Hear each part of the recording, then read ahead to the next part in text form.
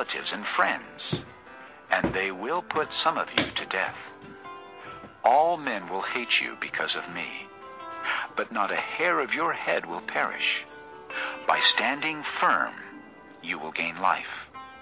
When you see Jerusalem being surrounded by armies, you will know that its desolation is near. Then let those who are in Judea flee to the mountains. Let those in the city get out, and let those in the country not enter the city. For this is the time of punishment, in fulfillment of all that has been written. How dreadful it will be in those days for pregnant women and nursing mothers. There will be great distress in the land, and wrath against this people. They will fall by the sword, and will be taken as prisoners to all the nations. Jerusalem will be trampled on by the Gentiles, until the times of the Gentiles are fulfilled. There will be signs in the sun, moon, and stars. On the earth nations will be in anguish and perplexity at the roaring and tossing of the sea. Men will faint from terror, apprehensive of what is coming on the world, for the heavenly bodies will be shaken. At that time they will see the Son of Man coming in a cloud with power and great glory. When these things begin to take place, stand up and lift up your heads, because your redemption is drawing near. He told them this parable. Look at the fig tree and all the trees. When they sprout leaves, you can see for yourselves and know that summer is near.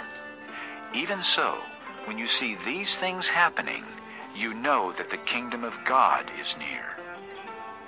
I tell you the truth. This generation will certainly not pass away until all these things have happened. Heaven and earth will pass away, but my words will never pass away.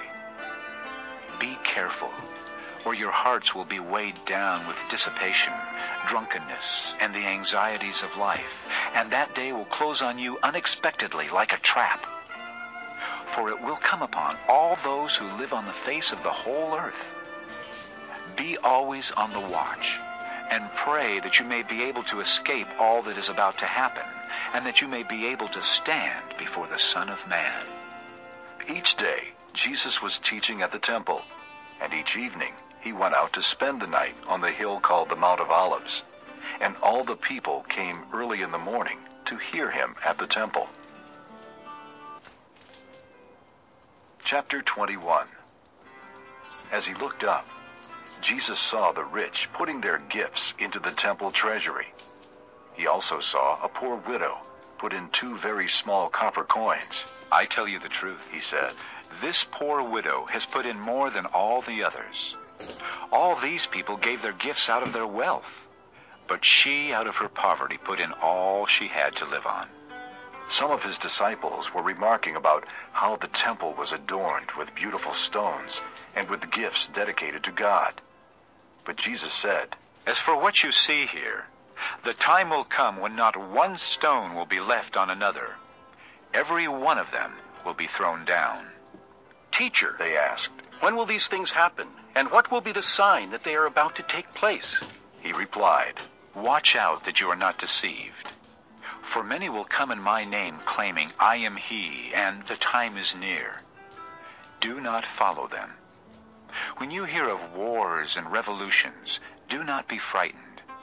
These things must happen first, but the end will not come right away. Then he said to them, Nation will rise against nation, and kingdom against kingdom. There will be great earthquakes, famines, and pestilences in various places, and fearful events and great signs from heaven. But before all this, they will lay hands on you and persecute you. They will deliver you to synagogues and prisons, and you will be brought before kings and governors, and all on account of my name. This will result in your being witnesses to them. But make up your mind not to worry beforehand how you will defend yourselves. For I will give you words and wisdom that none of your adversaries will be able to resist or contradict.